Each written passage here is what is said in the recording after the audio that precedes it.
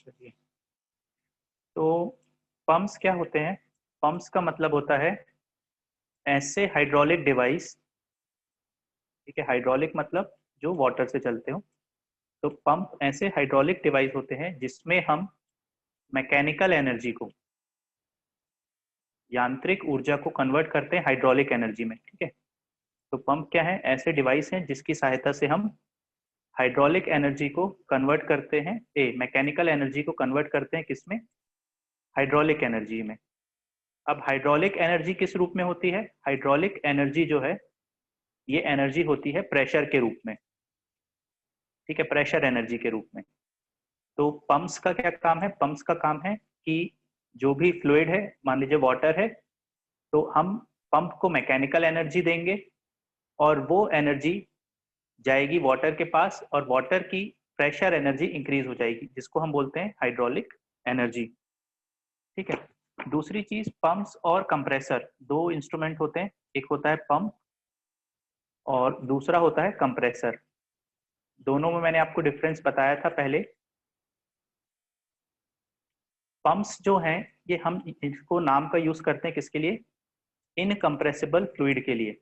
ऐसे फ्लूइड्स जो इनकम्प्रेसिबल हो, मतलब जिसको हम कंप्रेस नहीं कर सकते।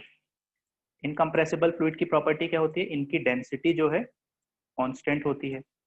तो ऐसे फ्लूइड्स जिसकी डेंसिटी कांस्टेंट होती है इसको हम बोलते हैं इनकम्प्रेसिबल फ्लूइड्स, और उनके प्रेशर को इंक्रीज करने के लिए, उनकी हाइड्रोलिक एनर्जी को इंक्रीज करने के लिए हम यूज करते हैं पंप का। कंप्रेसर भी वही काम करता है, प्रेशर एनर्जी को इंक्रीज करता है, लेकिन यहाँ पे क्या होता है कंप्रेसर में? कंप्रेसर में हम जो कंप्रेसिबल फ्लूइड्स होते हैं जैसे एयर, ठीक है, तो एयर का हमको प्रेशर एनर्जी इंक्रीज करना है तो हम कंप्रेसर का इस्तेमाल करते हैं। इसके बाद ये जो पंप होते हैं, ठीक है, पंप क्या है? पंप पावर कंज्यूमिंग डिवाइस है, ठीक है। पंप ऊर्जा को कंज्यूम करते हैं, ठीक है, तो पंप है power consuming device. Pump is a power consuming device. वहीं दूसरे होते हैं टरबाइंस, ये भी हाइड्रोलिक मशीन्स होती हैं, मतलब पानी से चलती हैं। तो टरबाइंस क्या है? Power producing device. तो दो प्रकार के हाइड्रोलिक डिवाइस हैं, एक है पंप और एक है टरबाइन। तो पंप पावर को कंज्यूम करते हैं और टरबाइंस क्या है? पावर को प्रोड्यूस करते हैं। तो टरबाइन है पावर प्रोड्यूसिंग डिवाइस। इसके बाद हम बात करते हैं टाइप्स ऑफ पंप, पंप के प्रकार, ठीक है, टाइप्स ऑफ हाइड्रोलिक पंप्स।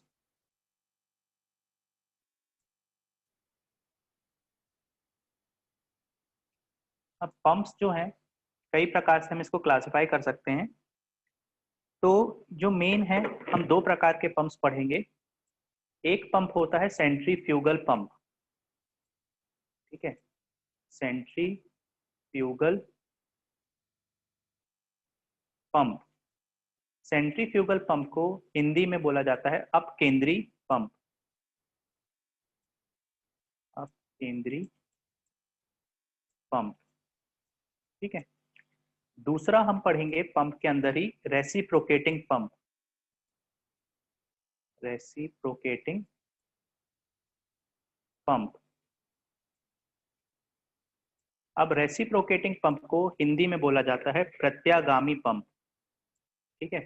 ये बहुत इंपॉर्टेंट है एग्जाम पॉइंट ऑफ व्यू से। प्रत्यागामी पंप, दो प्रकार के पंप हम पढ़ेंगे, एक पढ़ेंगे सेंट्रीफ्यूगल पंप और दूसरा हम पढ़ेंगे रेसिप्रोकेटिंग पंप। दोनों बहुत इंपॉर्टेंट है, एक एक करके हम इनको डिस्कस करेंगे। तो सबसे पहले हम बात करेंगे सेंट्रीफ्यूगल पंप की, ठीक है, सेंट्रीफ्यूगल पंप।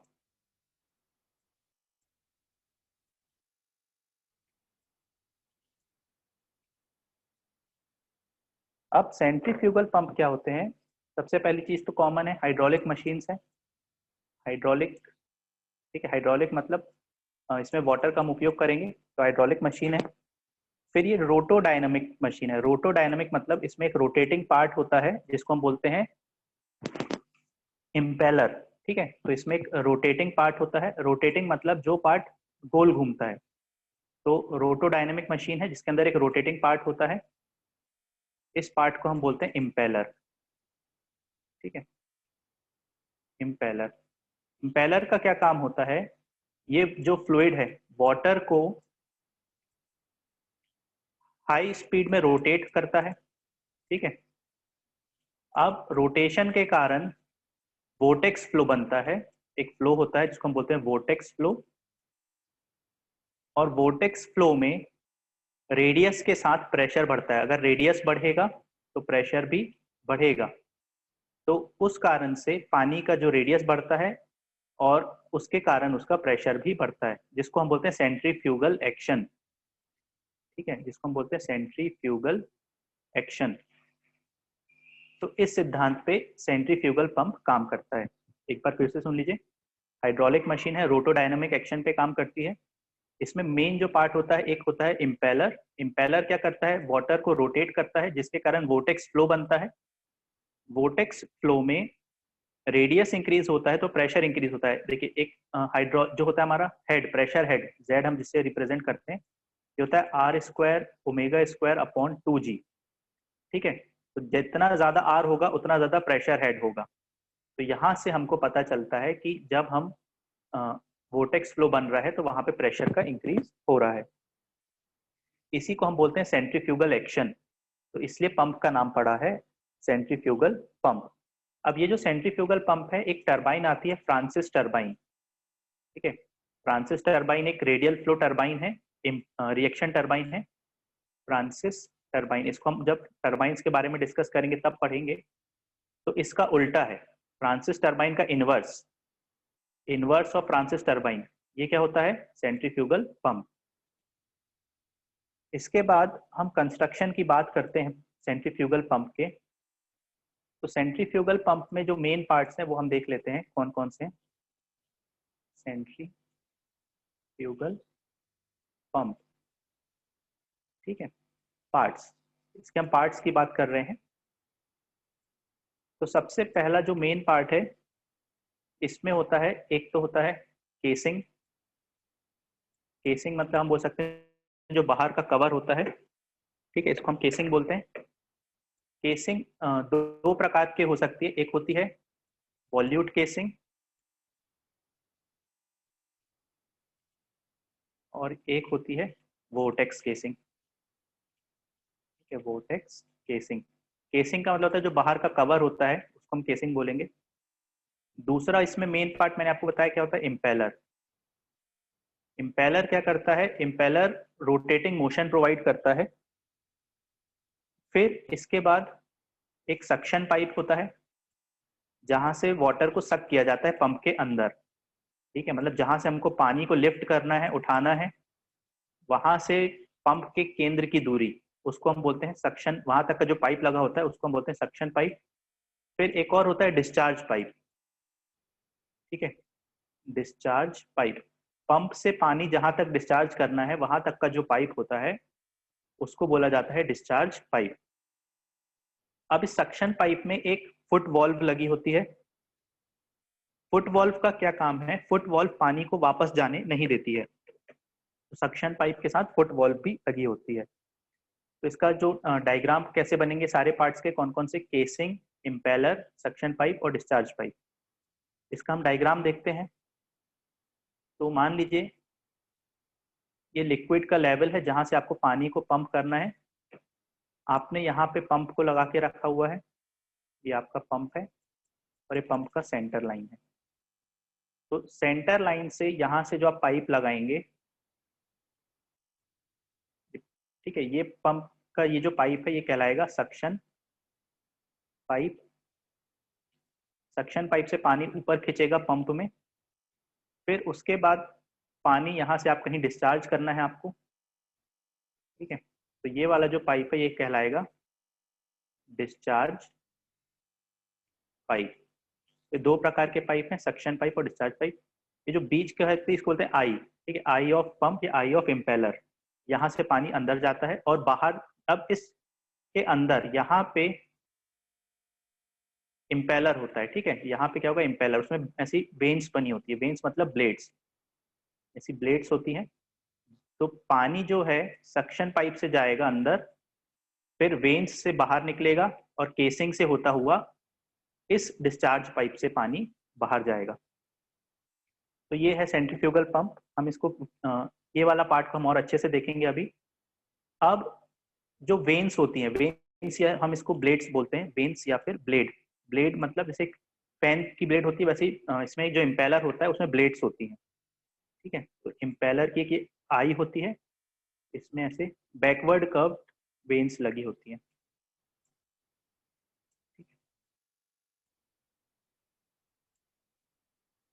तो इसमें बैकवर्ड कर्व वेन्स होती हैं, जैसे ये इस तरफ रोटेट कर रहा है तो पानी इस तरफ आंख से अंदर जाएगा और बैकवर्ड डायरेक्शन में बाहर आएगा।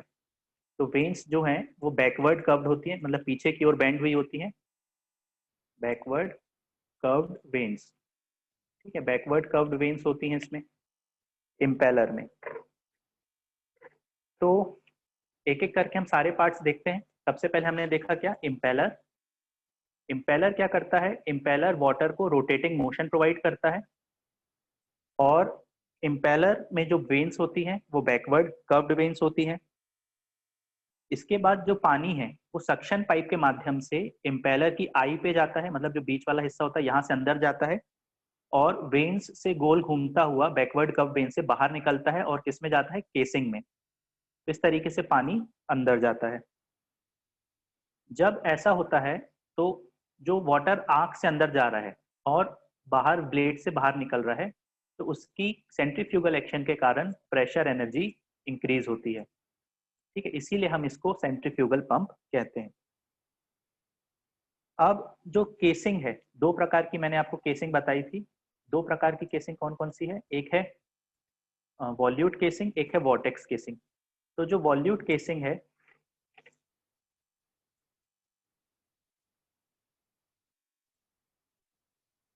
ठीक है, केसिंग ये कौन कर रहा है,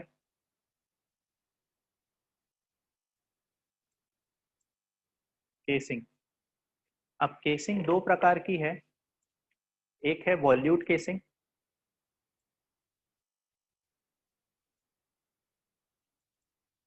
वॉल्यूट केसिंग में क्या होता है कि जो केसिंग का आकार होता है वो वॉल्यूट शेप का होता है, ठीक है। वॉल्यूट शेप कैसा होता है, देखिए, मान लीजिए ये हमारा इम्पेलर लगा हुआ है, ठीक है, इम्पेलर में बैकवर्ड कर्व वेन्स लगी हैं, ब्लेड्स हैं। अब इसके बाहर जो केसिंग होगी वो इस तरीके से होती है कि उसका एरिया बढ़ता जाता है, ठीक है, यहाँ पे हमारा डिस्चार्ज पाइप लगा होता है। तो पानी जो है आंख से अंदर जाता है यहाँ से, फिर वो वेन्स से पानी क्या होता है, बाहर निकलता है, ठीक है, ये ऐसे क्लॉकवाइज मान लीजिए घूम रहा है। तो पानी जब हाई स्पीड से बाहर निकलता है तो एरिया बढ़ रहा है। अब आपको पता है कंटिन्यूटी इक्वेशन से कि अगर एरिया बढ़ता है तो वेलोसिटी कम होती है। तो जैसे पानी बाहर आएगा, एरिया बढ़ता जा रहा है तो वेलोसिटी कम होगी, और बर्नौलीज इक्वेशन से हमको पता चलता है यदि वेलोसिटी कम होगी तो प्रेशर इंक्रीज होगा। तो इसीलिए केसिंग जो है इस तरीके से हम यूज करते हैं कि उसका एरिया बढ़ता जा रहा है, तो जैसे से इस तरफ आ रहा है उसका प्रेशर बढ़ता जाएगा और लिक्विड ऊपर की तरफ जाएगा, जिससे उसकी प्रेशर एनर्जी इंक्रीज हो जाएगी। तो ये है वॉल्यूट केसिंग। अब वॉल्यूट केसिंग में अगर हम इस तरीके से कर दें कि बीच में हम एक रिंग लगा दें, ठीक है, रिंग कैसे लगा दें, मान लीजिए ये हमारा इम्पेलर है, इम्पेलर की आई है, इसमें बैकवर्ड कर्व वेन्स लगी हैं, ठीक है, ये बैकवर्ड कर्व वेन्स है। तो हमने यहाँ पे बीच में एक रिंग लगा दिया है, सर्कुलर रिंग, और ये हमारा नॉर्मल केसिंग है बाहर, ठीक है। तो जब हमने इसमें एक ये सर्कुलर रिंग, अच्छा से गोल नहीं बना है, बाकी सर्कुलर रिंग जब हमने लगाया हुआ है तो इस रिंग में क्या होगा कि जब पानी बाहर निकलेगा तो एडीज फॉर्मेशन नहीं होता है। एडीज फॉर्मेशन मतलब जो स्वर्लिंग एक्शन होता है, भंवर बनता है, एडिस फॉर्मेशन नहीं होगा, जिसके कारण एनर्जी का लॉस नहीं होगा। तो इसी को हम बोलते हैं वोर्टेक्स केसिंग। ठीक है, वोर्टेक्स केसिंग में हम क्या करते हैं, इम्पेलर के बाहर फिर हम एक रिंग लगा देते हैं, सर्कुलर रिंग। तो उस रिंग से क्या होता है, एडिस फॉर्मेशन नहीं होता है, जिससे लॉस कम होता है। ठीक है, तो ये दो सर प्रकार इसमें की केसिंग एरिया, है। क्या? इसमें एरिया सेम रहता है या फिर पहले जैसा फिर बढ़ते जाता नहीं, इसमें एरिया सेम रहता है। ठीक है, सर्कुलर चैम्बर होता है इसमें, इसमें जो वॉल्यूट शेप होता है, वॉल्यूट आपने इंजीनियरिंग ड्राइंग में पढ़ा होगा। ठीक है, तो ये वॉल्यूट शेप होता है, इसमें सर्कुलर शेप होता है। और ये जो रिंग का मेन इसमें उपयोग है, ताकि जो एडिस फॉर्मेशन होता है, जैसे पानी बाहर निकल रहा है, जैसे भंवर ना बने, उसको प्रिवेंट करने के लिए हम यहाँ पे सर्कुलर रिंग लगाते हैं। फिर इसके बाद देखिए, मैं आपको एक पंप का इसका अच्छा सा डायग्राम दिखा देता हूँ।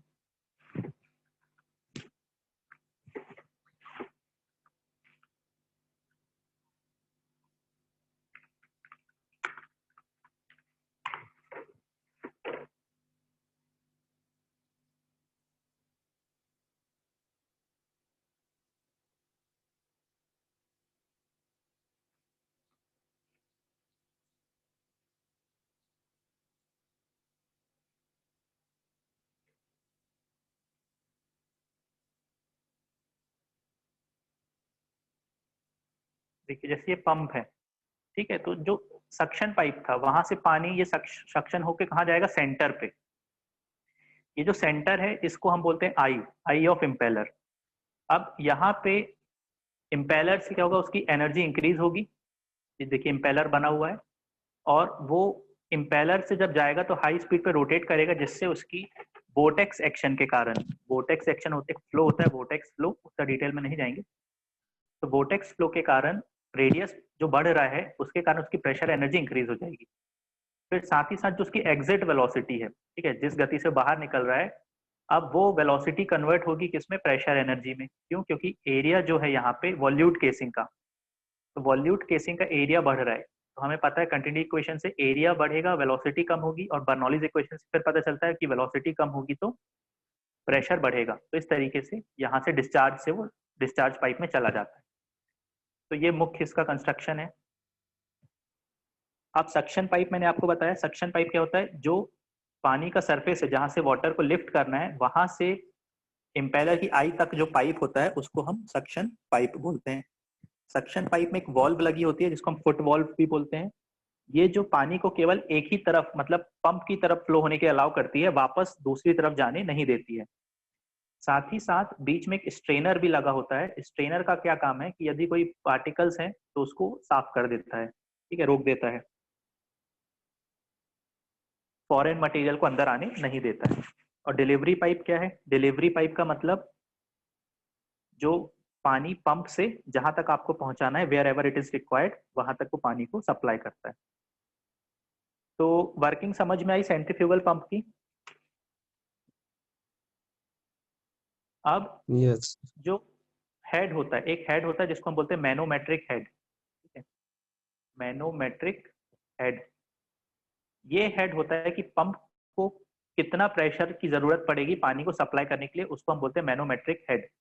ठीक है, या फिर पंप को कितने हेड के अगेंस्ट काम करना है, मतलब उसको सक्शन करना है, फिर उसको डिस्चार्ज करना है, फिर उसको जब डिस्चार्ज हो रहा है तो पानी के पास कुछ वेलोसिटी भी होनी चाहिए। तो ये सारे हेड्स के अगेंस्ट पंप को काम करना है, तो इन सबका टोटल जो होता है वो कहलाता है मैनोमेट्रिक हेड। तो मैनोमेट्रिक हेड 5 शब्दों से मिलकर बनता होता है। एक तो सबसे पहले सक्शन हेड, सक्शन है मतलब सक्शन की ऊंचाई कितनी है, जहां से आपको पानी खींचना है और पंप के सेंटर तक की ऊंचाई, उसको हम सक्शन हेड बोलते हैं। साथ ही साथ कुछ फ्रिक्शन के कारण लॉस होंगे पाइप में, तो उसको भी पंप को देना पड़ेगा ऊर्जा। प्लस डिस्चार्ज, पंप के केंद्र से जहां तक डिस्चार्ज करना है उतनी हाइट वो भी पंप को प्रोवाइड करना पड़ेगा। प्लस डिस्चार्ज में भी कुछ लॉस होंगे फ्रिक्शन के कारण। प्लस जो वेलोसिटी है एंड में, डिस्चार्ज में, उसका जो हेड प्रोवाइड करना है वो भी ऐड होगा। ये सारा मिला के कहलाता है मैनोमेट्रिक हेड। ठीक है, अब इसके बाद एक बहुत इंपॉर्टेंट, आप लोग ने घरों में जब पंप यूज करते हैं, कई बार पानी नहीं आता है, तो क्या करते हैं आप लोग, बताइए।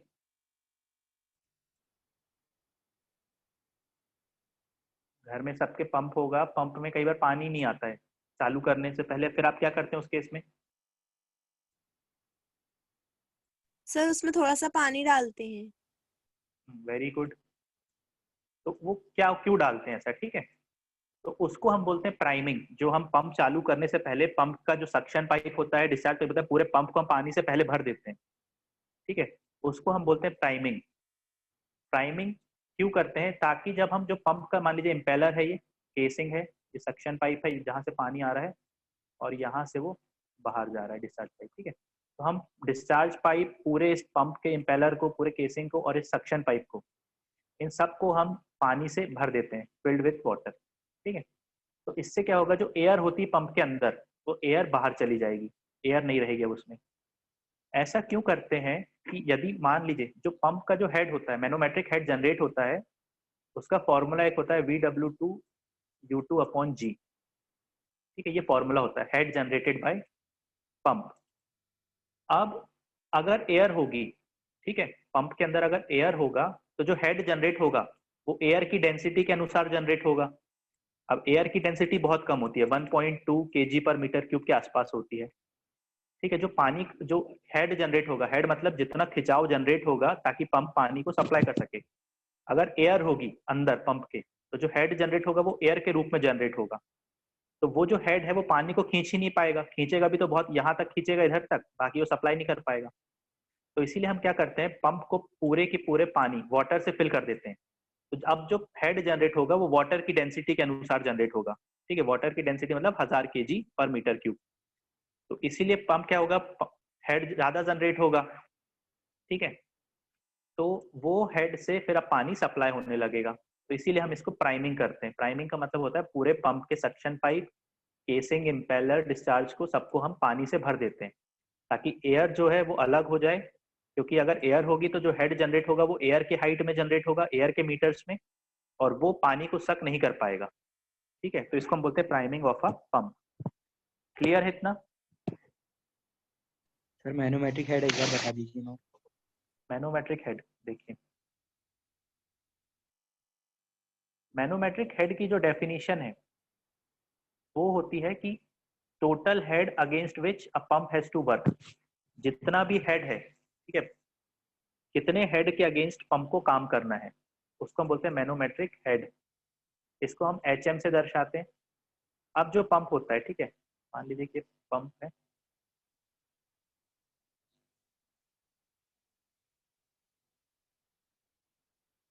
यहाँ पे सक्शन पाइप लगा हुआ है, ये हमारा वाटर का सरफेस है जहाँ से हमको पानी को सक करना है, और इस डिस्चार्ज पाइप से हमको पानी को बाहर भेजना है, ठीक है, ये लेवल तक। अब यहाँ तक का जो हेड है ये कहलाता है सक्शन हेड, इसको हम HS से दर्शाते हैं। इतनी हाइट तक पानी को पहले सक करना है। फिर ये वाला जो हेड है ये कहलाता है डिस्चार्ज हेड, मतलब यहाँ तक पानी को डिस्चार्ज करना है। साथ ही साथ पाइप में कुछ फ्रिक्शन के कारण लॉस होता है, उसके लिए भी हमको एनर्जी चाहिए, तो उसको हम बोलते हैं फ्रिक्शन के कारण सक्शन हेड में कितना लॉस है, और डिस्चार्ज पाइप में, ठीक है? उसके साथ साथ जब पानी डिस्चार्ज होता है तो उसको कुछ गति भी रहती है उसके पास, जिसको हम डिस्चार्ज वेलोसिटी बोलते हैं। तो ये सारे हेड के अगेंस्ट हमको एनर्जी सप्लाई करनी है, तो इन सब हेड का जो टोटल होता है उसको हम बोलते हैं मैनोमेट्रिक हेड। तो suction head HS plus suction head में friction plus discharge head plus discharge head में फ्रिक्शन प्लस जो वेलोसिटी का हेड प्रोवाइड करना है। वेलोसिटी का हेड क्या होता है, V²/2g। ये हमने काइनेटिक एनर्जी का जो हेड पढ़ा था, V²/2g। तो टोटल जो हेड है इसी को हम बोलते हैं मैनोमेट्रिक हेड। अब पंप जो एनर्जी सप्लाई करता है वो होता है VW2U2/G। ये फॉर्मूले पे हम नहीं जाएंगे क्योंकि आपके लिए इंपॉर्टेंट नहीं है। तो ये पंप इम्पेलर जो है इतनी ऊर्जा सप्लाई करता है, उसमें से कुछ एनर्जी मान लीजिए अगर लॉस हो रही है पंप के अंदर, ठीक है, हेड लॉस कुछ हो रहा है पंप के अंदर, तो इसको माइनस करेंगे तो ये टोटल जितना हेड बचेगा वो बराबर होना चाहिए मैनोमेट्रिक हेड के। क्लियर हुआ अभी? यस सर, मतलब यहाँ यस एनर्जी सर। कोई बात चल रही है हेड से। क्या? यहाँ हेड मतलब एनर्जी होगी। हाँ, एक प्रकार से हम एनर्जी बोल सकते हैं, प्रेशर हेड, ठीक है? क्योंकि इतना हेड या इतना एनर्जी सप्लाई करना पड़ेगा। हेड क्या होता है, एनर्जी पर यूनिट वेट, है ना, हमने पढ़ा है ना बर्नौलीज इक्वेशन में, energy Yes. Per unit weight को हेड बोलते हैं। तो pressure head, kinetic head, potential head, 3 प्रकार के हेड पढ़े थे। तो ये पूरा की पूरा है सेंट्रीफ्यूगल पंप। ठीक है, इसका हम अगर ओरिजिनल अगर देखें अंदर से कैसा दिखता है कट सेक्शन, तो इस तरीके से दिखे यहाँ पे।